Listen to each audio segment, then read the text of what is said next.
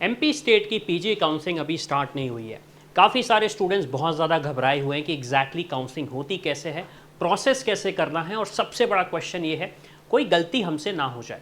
तो इस वीडियो में हम डिस्कस करेंगे 2023 की जो एडवाइजरी आई थी लास्ट ईयर कि काउंसलिंग कैसे करना है, प्रोसेस क्या करना है, और हमें मिस्टेक्स कौन कौन सी अवॉइड करना है जिसके बेसिस पे हमसे कोई गलती ना हो जाए। वो सारी चीज़ें हम डिस्कस करेंगे। ये ऑफिशियल कंटेंट है तो ऑब्वियसली बात है आपको एक आइडिया लग जाएगा कि एग्जैक्टली क्या बोला था एमपी गवर्नमेंट ने लास्ट ईयर। अब क्या ये 2024 के लिए भी सेम रहेगी, ये एक सबसे बड़ा क्वेश्चन है। तो अगेन इसके लिए तो हमें काउंसलिंग का वेट ही करना पड़ेगा। अब वीडियो स्टार्ट करने से पहले मैं आपको एक चीज़ बताना चाहता हूँ। जैसे कि हम बोलते हैं डू इट योर सेल्फ, तो हमारा एक और टूल रेडी हो चुका है मध्य प्रदेश का, जहाँ पे जाके आप अपनी रैंक से फाइंड आउट कर सकते हैं कि आपको कौन सा कॉलेज मिलेगा, कौन सा कॉलेज अलॉट होगा। तो आप यहाँ पे आएंगे, आपको कुछ नहीं करना है, आपको अपने डिटेल्स फिल करने हैं, आपकी रैंक, आपकी कैटेगरी, कौन सा कॉलेज देख रहे हैं, आप प्राइवेट देख रहे हैं, गवर्नमेंट देख रहे हैं, किस ब्रांच को स्पेसिफिकली टारगेट कर रहे हैं। ऑब्वियसली बात है काफ़ी सारे स्टूडेंट्स रेडियो को टारगेट करते हैं। कैंडिडेट टाइप यूजुअली आपके लिए ओपन होगा, अगर आप इन सर्विस हो तो आपके लिए इन सर्विस रहेगा। कोर्स कौन सा करना चाहते हैं, एमडी, एमएस या एमडीएस। सबसे इंपॉर्टेंट चीज़, आप डोमिसाइल कहाँ के हैं, ऑल इंडिया के डोमिसाइल हैं, अगर आप मतलब एक्सेप्टेड है ऑल इंडिया स्टूडेंट्स भी एमपी में एडमिशन के लिए। और सबसे इंपॉर्टेंट चीज़, किस राउंड का आप डेटा देखना चाहते हैं, जिसके बेसिस पे 2023 के बेसिस पे आपको एक आइडिया लग जाएगा कि एग्जैक्टली आपको चॉइस फिलिंग कैसे करना है, काउंसलिंग कैसे करना है, और एक जो एडवांटेज है अपग्रेड का उसको यूज़ करके कैसे आगे बढ़ना है काउंसलिंग में। चलिए, तो अब हम सबसे पहले एडवाइजरी देखते हैं, क्या एडवाइजरी रिलीज़ हुई थी। मैं उसको डिस्कस करूँगा। आप देखें कुछ पॉइंटर्स मेंशन है, जैसे कैंडिडेट, तो ऑब्वियसली बात है सबसे पहली चीज़ तो हमें सारा का सारा काम ऑफिशियल करना है। काफ़ी सारे स्टूडेंट्स को लगता है कि सारी की सारी प्रोसेस ऑफलाइन होती है, ऐसा नहीं है। आपका सारा का सारा प्रोसेस ऑनलाइन होगा। सारी चीज़ें, पैसा पे करने से लेके, चॉइस फिलिंग से लेके, सारी चीज़ें आप अपने घर से कर सकते हैं, तो आपको कहीं जाने की ज़रूरत नहीं।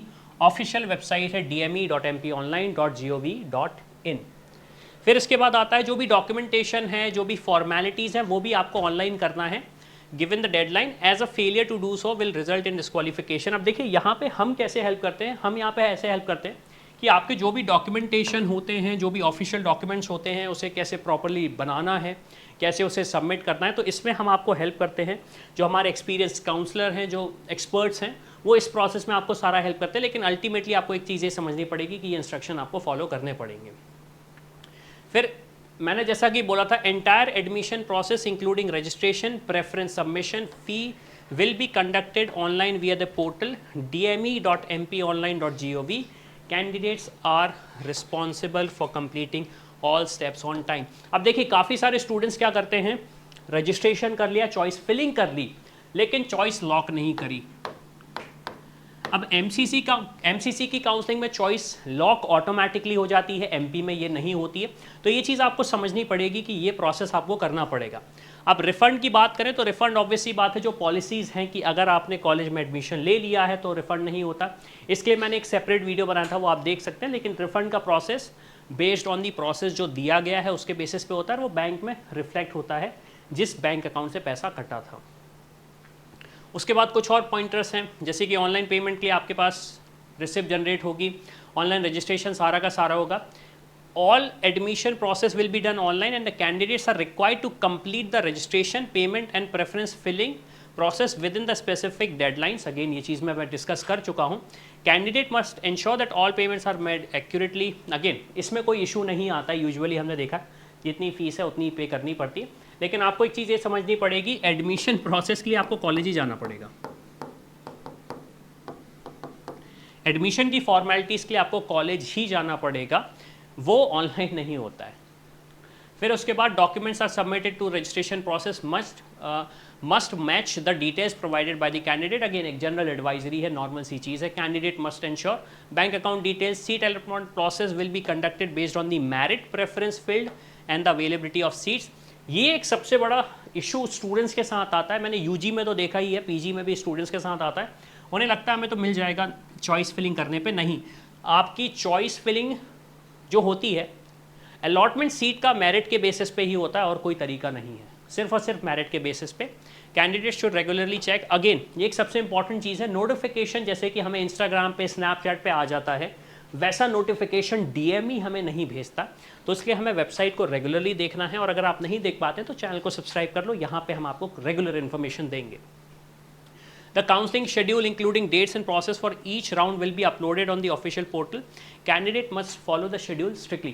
अब MP काउंसलिंग में एक जो चैलेंज है जो मैंने देखा है, वो usually round bye round schedule निकालते हैं।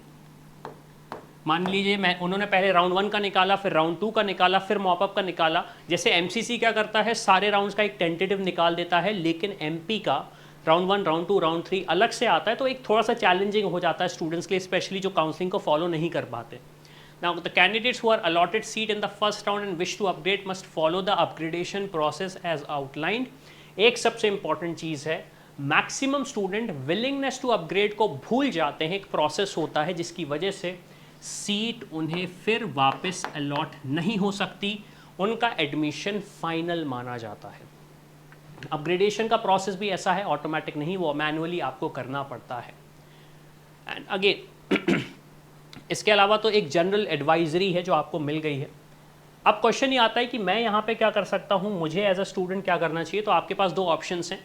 आप या तो हमारी do it your self service का यूज़ कर सकते हैं, जहाँ पे हमारे वीडियोस हैं, उनको देख के आप अपनी काउंसलिंग खुद कर सकते हो। काफ़ी सारे हमने टूल्स बनाए हैं जिससे आप अपना रिसर्च और एनालिसिस खुद करके काउंसलिंग कर सकते हो, और चॉइस फिलिंग भी कर सकते हो, और एक डिज़ायर्ड कॉलेज ले सकते हो। उसके अलावा है डू इट फॉर मी, जहाँ पे हमारे एक्सपर्ट्स को आप हायर कर सकते हैं, और वो आपको स्टेप 1 से लेके एडमिशन प्रोसेस कंप्लीट कराने तक सारी की सारी प्रोसेस कराएंगे, जिसमें डॉक्यूमेंटेशन है। अगर आप एनआरआई कैंडिडेट्स हैं तो आपके एनआरआई डॉक्यूमेंट्स हैं, फीस कैसे सबमिट करना है, क्या डेडलाइन हमें फॉलो करना है, कैसे कॉलेज में जाना है, अपग्रेडेशन का प्रोसेस क्या फॉलो करना है, हमें अपग्रेड करना चाहिए या नहीं करना चाहिए, एमपी के अलावा कोई दूसरी स्टेट में हमें देखना चाहिए या नहीं देखना चाहिए, अगर हमारी फेवरेट ब्रांच मिल रही है या नहीं मिल रही है। तो ये सारा का सारा एनालिसिस एक एक्सपर्ट आपके साथ बैठ के करते हैं। तो अगेन आपके पास एक रैंक है, आपके पास एक बजट है, आपके पास एक डिज़ायर्ड रिजल्ट आप चाह रहे हैं, तो आप हमारी टीम से डिस्कस कर सकते हैं। उसके डिटेल्स आपको नीचे मिल जाएंगे। एक कॉल शेड्यूल कर सकते हैं आप हमारी टीम के साथ। तो इसी के साथ मैं हूं अविनाश, मेरा काम है रास्ता दिखाना, उस पर चल के डॉक्टर बनना आपका। I hope you like this video. For more such videos, keep watching our channel. And do not forget to like, share and subscribe.